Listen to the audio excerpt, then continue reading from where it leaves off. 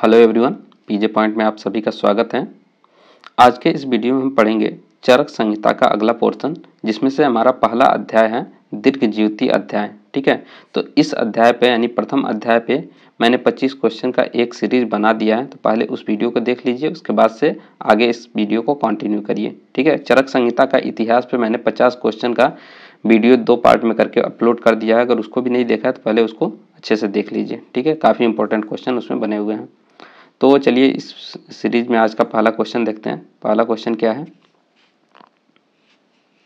हमारा पहला प्रश्न है औद्भिक द्रव्य के भेद हैं। तो देखिए, जब चरक संहिता आप पढ़ेंगे तो चरक संहिता में क्या है, जो उत्पत्ति के भेद से बताया गया कि जो द्रव्य होते हैं वो 3 प्रकार के होते हैं। कौन कौन से होते हैं?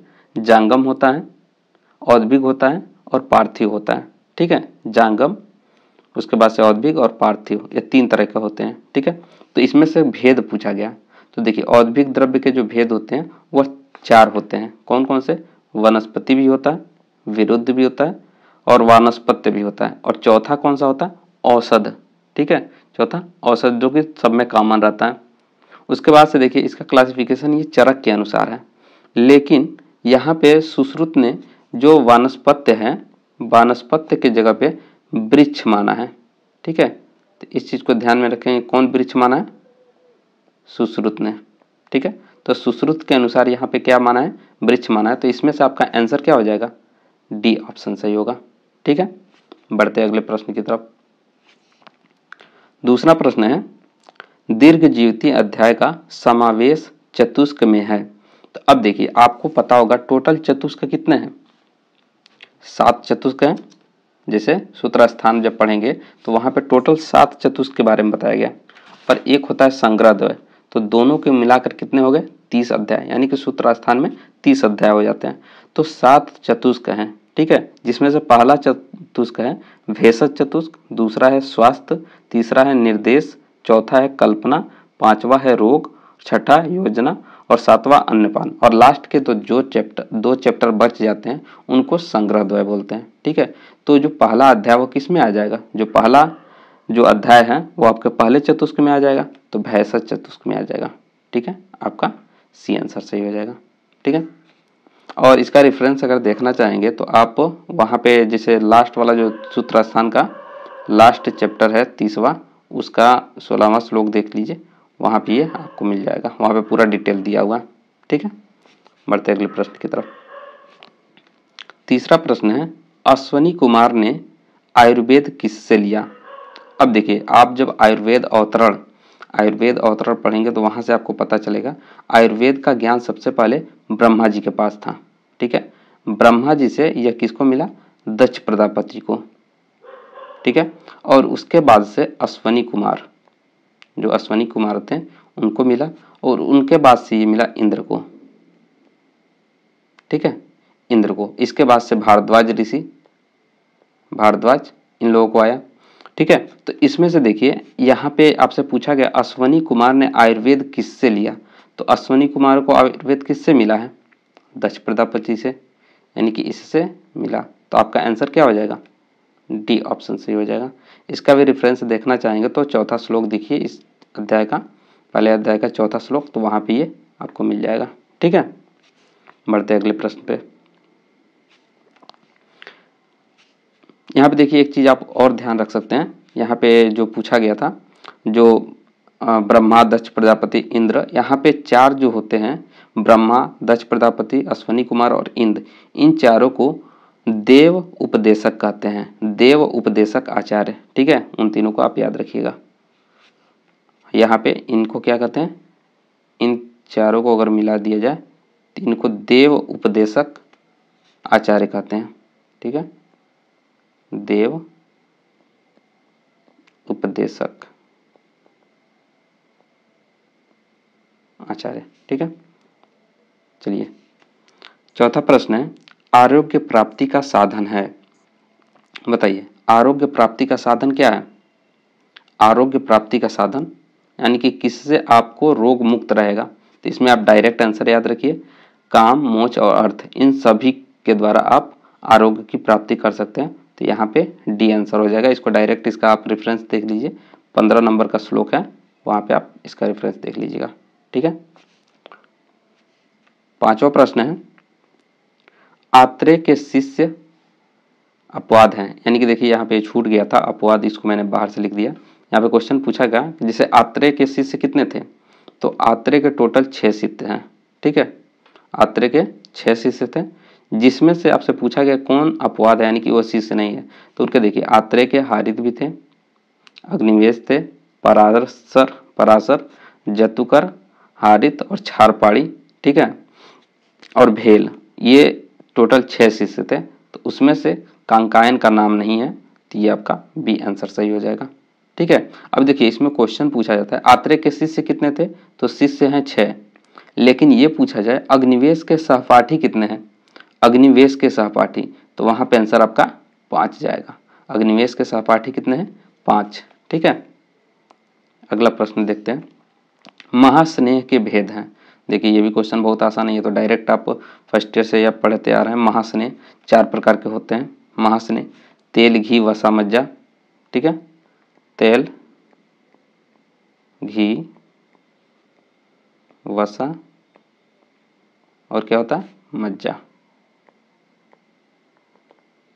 ये 4, इन्हीं को क्या बोला जाता है, महास्नेह बोला गया। ठीक है, इसका रेफरेंस अगर देखना चाहेंगे तो आप इस चैप्टर का 75 नंबर श्लोक देखिए, वहाँ पे आपको मिल जाएगा। ठीक है, उसके बाद से अगले प्रश्न पे आते हैं। अगला प्रश्न है, नस्य कर्म के लिए उपयोगी द्रव्य है, जो नस्य कर्म करते हैं उसके लिए कौन सा द्रव्य उपयोगी है। तो यहाँ पे देखिए नस्य कर्म के लिए बेसिकली जो मूलनी द्रव्य है, मूलनी द्रव्य कितने होते हैं, एक होता है मूलनी और एक होता है फलनी। मूल से ज़्यादा फल होते हैं, मैंने याद भी कराया था इससे पहले वाले वीडियो में, मूल से ज़्यादा फल होते हैं, यानी कि मूलनी कितने होते हैं, 16।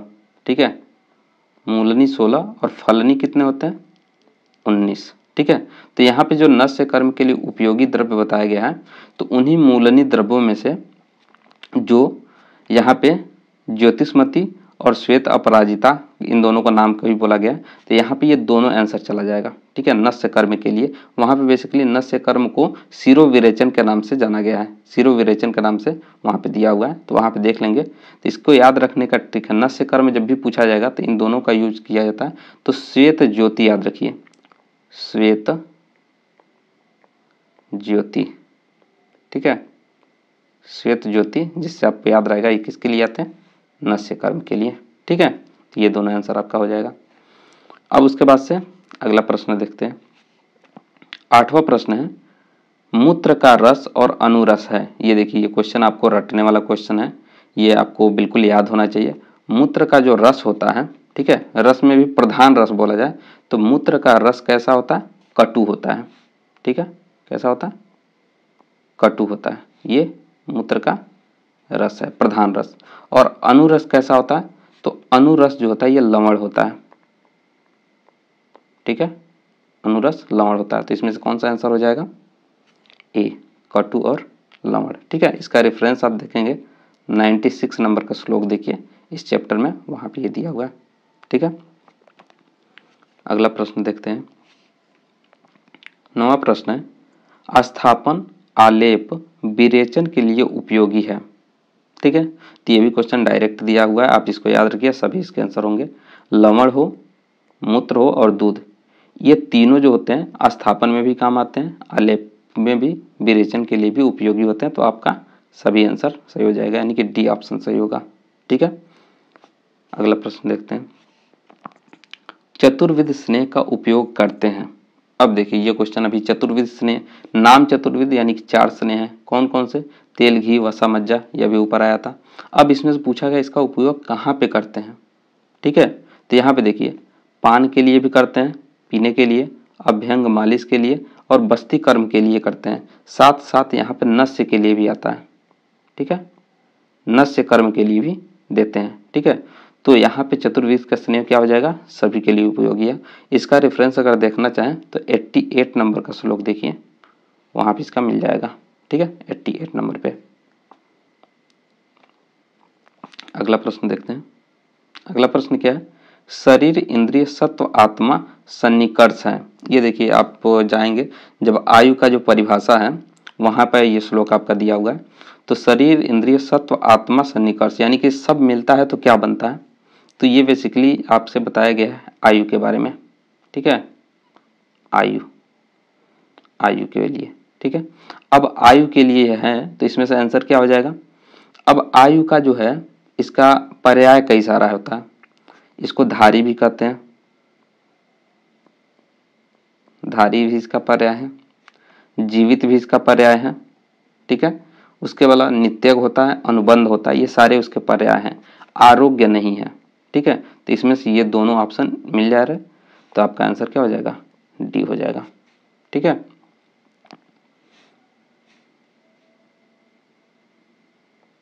अगला प्रश्न देखते हैं।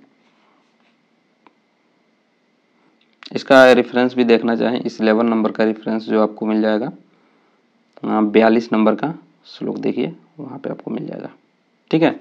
42 नंबर के श्लोक में ऐसा रेफरेंस दिया हुआ है। चलिए अगले प्रश्न पे आते हैं। 12वां प्रश्न है, निम्न में से कौन सा आयु का पर्याय है। अभी देखिए क्वेश्चन आ गया था, मैंने बताया था आयु का पर्याय क्या क्या होता है। धारी होता है, जीवित होता है, नित्यग होता है, अनुबंध होता है, ठीक है। धारी, तो इसमें से क्या आंसर हो जाएगा आपका 12 का सी, धारी। अगला प्रश्न देखते हैं। समवायु तु निचेष्ट कारण है। अब ये देखिए पूछा गया एक श्लोक है, बेसिकली ये श्लोक के उसी के बेसिस से पूछा गया। तो ये गुण का लक्षण है, ठीक है। तो आप इसका आंसर डायरेक्ट याद रखिए, सी हो जाएगा, ठीक है। इसका रेफरेंस आप देखेंगे 51 नंबर का श्लोक देखिए, वहां पे दिया हुआ है इस चैप्टर में 51 नंबर का श्लोक।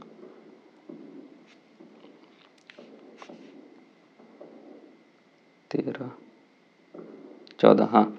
अब ये 14 नंबर का श्लोक देखिए, शारीर दोष में दोष अपवाद है। शारीर दोष, अब देखिए दोष कितने प्रकार के होते हैं। दोष दो प्रकार का बेसिकली होता है, एक होता है शारीरिक दोष और एक होता है मानसिक दोष। तो शारीरिक दोष में क्या आ जाता है, वात, पित्त और कफ। और मानसिक दोष में क्या आता है, रज और तम। तो आपसे शारीरिक दोष का अपवाद पूछा गया, तो शारीरिक दोष का अपवाद क्या है, यानी कि शारीरिक दोष को हटा दीजिए, तो वात, पित्त और कफ ये शारीरिक दोष है, तो अपवाद कौन हो गया, रक्त, ये शारीरिक दोष नहीं है। हाँ, 15वां प्रश्न है, प्रथम संभाषा परिषद का स्थान है। तो ये भी डायरेक्ट रटा हुआ क्वेश्चन है, हिमालय पे हुआ था, इसको याद रखिए। वहाँ पे कितने ऋषि आए थे, 53, ये भी क्वेश्चन पूछा जाता है, ठीक है। तो इसको याद रखिए, डायरेक्ट हिमालय पर्वत पे हुआ था, वहाँ पे 53 ऋषियों इकट्ठा हुए थे, ठीक है। इस चीज़ को आप याद रखेंगे।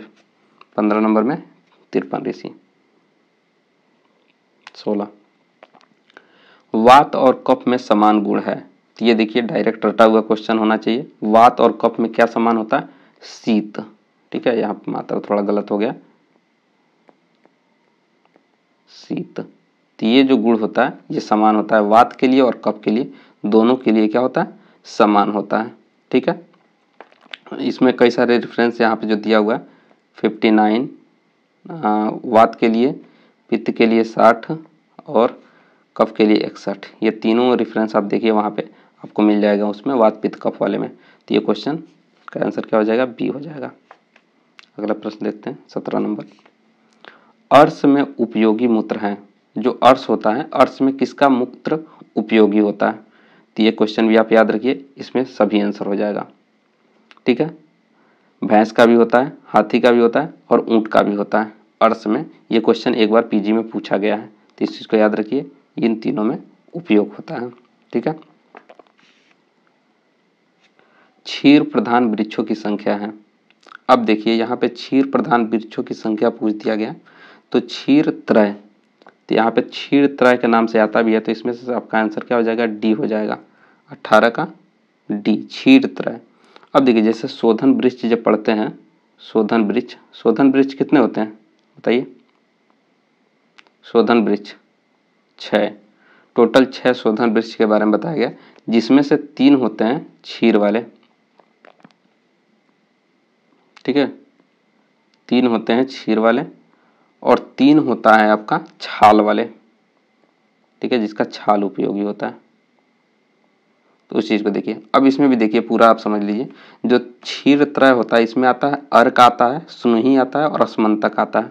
ठीक है, क्षीर वाले में क्या आता है, अर्क, स्नुही, अस्मंतक, जिसमें से अर्क का प्रयोग जो करते हैं वमन विरेचन दोनों कार्य के लिए होता है। स्नुही का जो उपयोग होता है वह विरेचन के लिए होता है, और अस्मंतक जो होता है उसका केवल वमन कराने के लिए करते हैं। ठीक है, उसी तरह जो छाल होता है, अभी आगे प्रश्न मिलेगा पूतिक और तिलवक। ठीक है, पूतिक और तिलवक का उपयोग, अभी देखिए क्वेश्चन बताया था पूतिक और तिलवक का उपयोग कहाँ पे होता है, तो इसका विरेचन कर्म के लिए उपयोग होता है। इसको आप डायरेक्ट याद रखिए, पूतिक और तिलवक ये दोनों क्या है, छाल हैं, जो छाल उपयोगी होता है उसके अंतर्गत आते हैं। ठीक है, इनका छाल उपयोग किया जाता है और किसके लिए होता है, विरेचन कर्म के लिए होते हैं, इसको याद रखिए। 20वां प्रश्न है, आयुर्वेद में कुल गुणों की संख्या कितनी है। ये क्वेश्चन आपको डायरेक्ट आंसर पता होगा, इसका आंसर क्या हो जाएगा, बी। आयुर्वेद में टोटल 41 गुणों के बारे में बताया गया। ठीक है, अब यह 41 गुण कौन कौन से हैं, कैसे कैसे इसको क्लासिफाई किया गया, तो इसमें इंद्रिय गुण जो बताया गया है, या फिर इंद्रिय गुण को ही वैशेषिक गुण भी कहते हैं, उसमें 5 होता है। ठीक है, वैशेषिक वाला 5 हो गया। उसके बाद से गुरुवादी गुण को ही चिकित्सीय गुण भी कहते हैं। ठीक है, या फिर शारीरिक गुण, तो उनकी संख्या होती है 20। ठीक है, तो वैशेषिक वाले का हो गया 5 और गुरुवादी का कितना हो गया 20। ठीक है, उसके बाद से आत्मगुण जो होता है, या फिर इसी को आध्यात्मिक गुण कहते हैं, इनकी संख्या होती है 6। और परादी गुण की संख्या कितनी होती है, परादी गुण की संख्या होती है 10। अब इन टोटल को जब ऐड करेंगे तो आपका 41 हो जाएगा। मेरा क्वेश्चन ये है कि अगर 42 गुण किसने माना है, ठीक है, 42 गुण किसने माना है, जो टोटल 42 गुण है, तो जो योगेंद्र नाथ सेन है उन्होंने मन को भी एक गुण मान लिया है। ठीक है, 41 तो ये माना ही माना है, साथ में मन को। ठीक है, तो मन को मान करके टोटल कितना हो गया 42। ठीक है, तो 42 गुण अगर पूछा जाए कभी किसने माना है, तो 42 गुणों की संख्या योगेंद्र नाथ सेन का है। ठीक है, और न्याय दर्शन जो है, न्याय दर्शन ने 24 गुणों को माना है, 24 होते हैं, और वैशेषिक ने 17। तो इस चीज को आप याद रखिएगा। ठीक है, बढ़ते हैं अगले प्रश्न की तरफ। मानसिक दोषों की चिकित्सा है। मानसिक दोष, देखिए दोष 2 प्रकार का होता है, एक शारीरिक दोष और एक होता है मानसिक दोष। तो शारीरिक दोष की चिकित्सा करते हैं दैव व्यापाश्रय और युक्ति व्यापाश्रय से, और मानसिक दोषों की चिकित्सा जो होती है ज्ञान, विज्ञान, धैर्य और स्मृति से होता है। ठीक है, ज्ञान, विज्ञान, धैर्य और स्मृति। ठीक है, तो इन सबके, और लास्ट होता है समाधि। ठीक है, तो इसके द्वारा होता है। तो इसमें मानसिक दोष की चिकित्सा पूछा गया तो आपका क्या आंसर हो जाएगा, डी, सभी हो जाएगा। अगला प्रश्न देखते हैं, वात और पित्त में समान गुण है। ये देखिए थोड़ा क्वेश्चन जो है कंट्राडिक्शन वाला क्वेश्चन है, लेकिन यहाँ पे ये क्वेश्चन पहले पूछा गया है और उसमें इसका आंसर दिया है सर। तो ये वाला क्वेश्चन आप डायरेक्ट याद रखिए, MTR करिए, क्योंकि आया हुआ क्वेश्चन तो डायरेक्ट रिपीट होने के भी चांस होते हैं। तो वात और पित्त में जब पूछेगा तो इसका आंसर क्या हो जाएगा, सर चला जाएगा। ठीक है, 23 नंबर, मूलनी द्रव्यों में वामक द्रव्य हैं। अब देखिए मूलनी द्रव्य में वामक द्रव्य, अब क्वेश्चन पूछा गया कितने हैं जो वमन कराते हैं। ठीक है, तो इसमें से आपका आंसर हो जाएगा बी। 3 जो होते हैं ये वमन के लिए उपयोगी होते हैं, जिसमें बिंबी होता है, षडपुष्पी होता है और वचा। ठीक है, इसके लिए आप चाहें तो याद रखिए विश्व।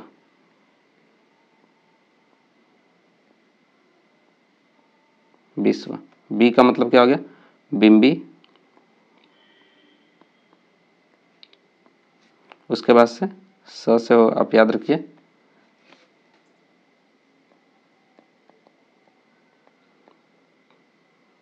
षडपुष्पी, और व से वच। वच यानी कि इसी को हेमवती भी बोलते हैं। ठीक है, तो इस चीज से आप याद रखेंगे। तो मूलनी द्रव्यों में वामक कितने होते हैं, 3 होते हैं। अगला प्रश्न, मूत्र में रस प्रधान होता है। अभी देखिए इसको तो मैंने पहले ही बताया था, मूत्र में रस कौन सा होता है, कटु रस होता है। ठीक है, रस प्रधान, मूत्र में रस प्रधान कौन सा होता है, कटु। ठीक है, उसके बाद से अनुरस कौन सा होता है, तो अनुरस होता है लवण,